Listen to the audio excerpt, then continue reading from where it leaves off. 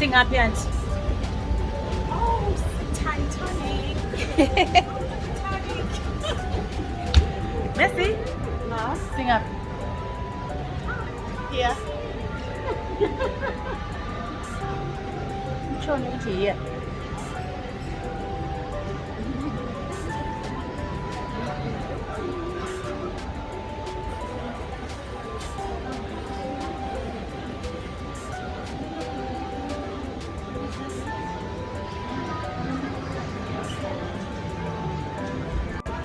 คุณเพื่อน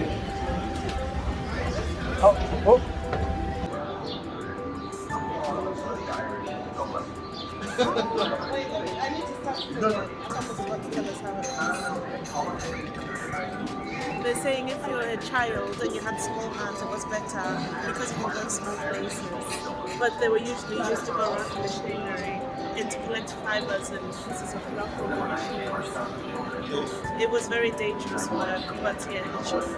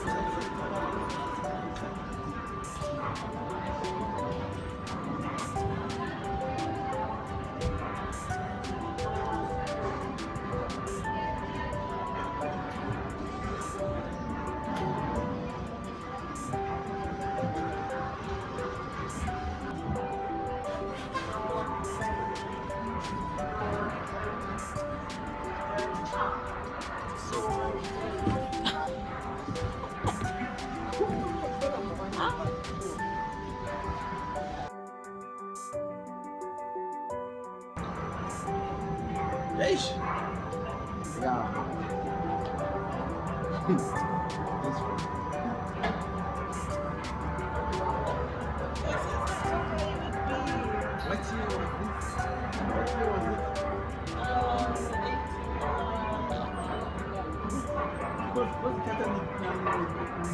What's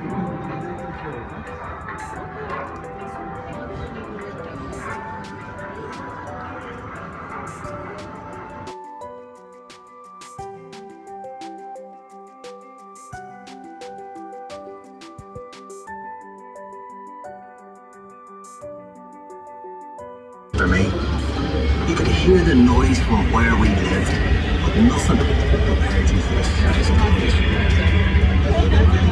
They put me to work on 401. That's what we called it. It used to be the largest passenger ship in the world. We didn't call her Titanic then. I was there from the beginning. I watched the ship race lay the keel blocks. They set big wooden blocks on the slipway to start with. Then the keel is top of it, like a backbone. And the frames attached to that, like a skeleton. Workshops everywhere. It took weeks to find your way around. There were workshops for every trade you ever heard of. Painters, sailmakers, coppersmiths, boiler makers, cabinet makers. I even learned a bit about French polishing off. Harlem-Bush is a fine place to work, but dangerous. Every ship costs a life, and injuries besides. I was in the engine works for a while. 2 of them, each as high as a 3-story house. I worked in the frame bending shop. You'd heat steel beams in the furnace, then hook them onto slabs of cast iron and hammer them curved. It was skilled work. You had to bend them more than you needed because the frame straightened out a little when it cooled. The shell plates were locked on the edges. Some were raised, one after another. We called it clincher. One of the four men told me years ago, that's how you build these ships. Their tongs and throw it up to the catcher, and he put it in the hole in the plate with a holder up. There were two of us on the other side of the plate with a holder up. We had to hammer the rivet so it filled the hole before it turned dull red. The double bottom. That's a wee space we call the tanks, made up of steel plates. The rest of the rivet squad all had to fit into that gap. No, the place they use is Zimmerman one. One of the four men would check each rivet with a special hammer. If it made a ringing sound, we'd have to go back and chase it out afterward. I get scared walking down in that double bottom. You only had candles for light. Then, with the constant hammering against the shell plates, you could hear it all over Belfast. Some of those boys ended up stone deaf, so did I. We were paid 31 bob a week. The heater boy and catcher got 16 bob. But we all worked the same 54 hours. They work 54 hours. The upper deck was steel too, and part of the strength of the ship. There's no straight lines in the ship. And when you look down the weather deck, you can see the sheer of a hull, which stopped her flexing at sea. The stern frame had to be strong enough to take the rudder and turning in heavy seas. You'd have all these timbers and guy wires to steady the frame, and men scurrying around like ants in oil and soft soap. So the ship would slide when they shifted her weight off the blocks. That was the most dangerous. One paid a bob to sit in the reserved seating. There were extra trams laid on. Then we all went off to the pub to wish her well. Doc, you were proud to be an island on that day. The Titanic was the pride of Belfast.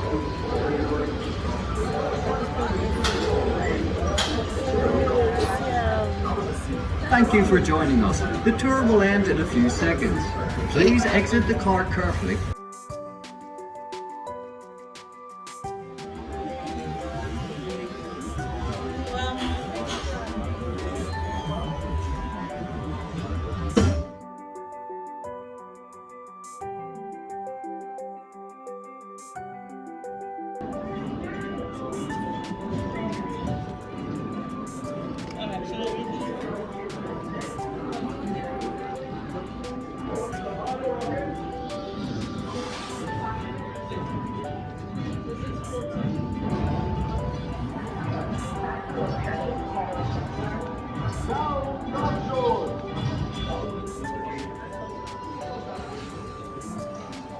Oh, in the middle.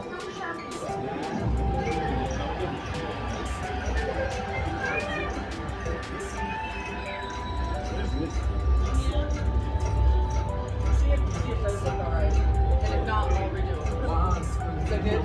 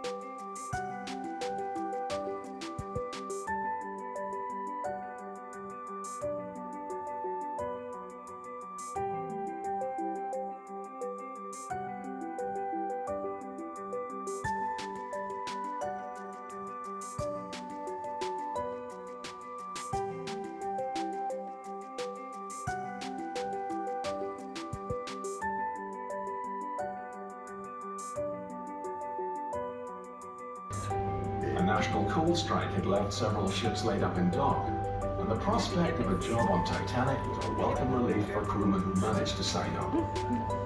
On April 5th, Titanic was dressed in her signal flags and pennants as a Good Friday tribute to the people of Southampton who had welcomed her. By April 10th, the ship had been fully provisioned, including 75,000 pounds of fresh meat, 40,000 eggs, 1,000 sweetbreads, and 8,000 cigars.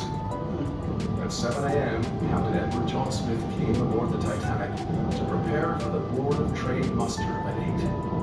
Around 9:30, the first passengers arrived on the boat train from London Waterloo. By late morning, all the passengers and crew were aboard, minus 2 firemen who were delayed in a public house in Vista Departure. At noon on April 10th, bang on time and fully expecting to be in New York within a few days, the Titanic sounded her whistle and cast off her lines. Its launch in May 1911 was watched by an estimated 100,000 people. Almost a year of fitting out followed, transforming the massive hull into a sumptuously appointed liner described by the White Star Line as the Queen of the Ocean. By March 1912, Titanic was ready for her maiden voyage. For Belfast, the triumphant culmination of many years' planning and labour. Before she could be handed over, Titanic had to undergo sea trials.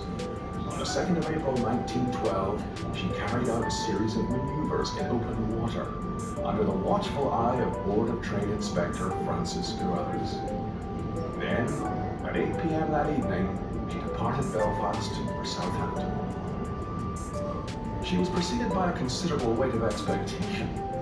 At Southampton, the White Star Line had already constructed a massive deep-water ocean dock, covering almost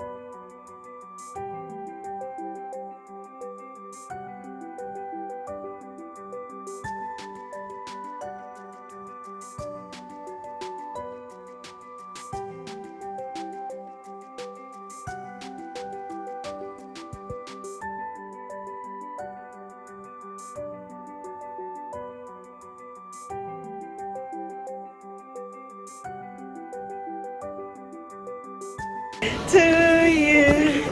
Happy birthday, dear Dad. Happy birthday to you. Thank you. Hooray!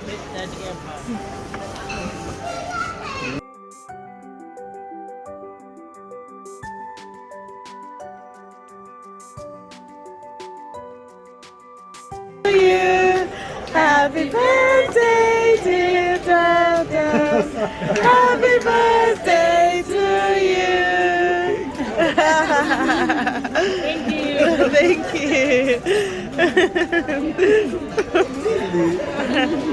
You're not there. Can you tell us the truth? You're not 25. Well, they've been kind enough to say 25. I love it. Yes. And you're going to 25.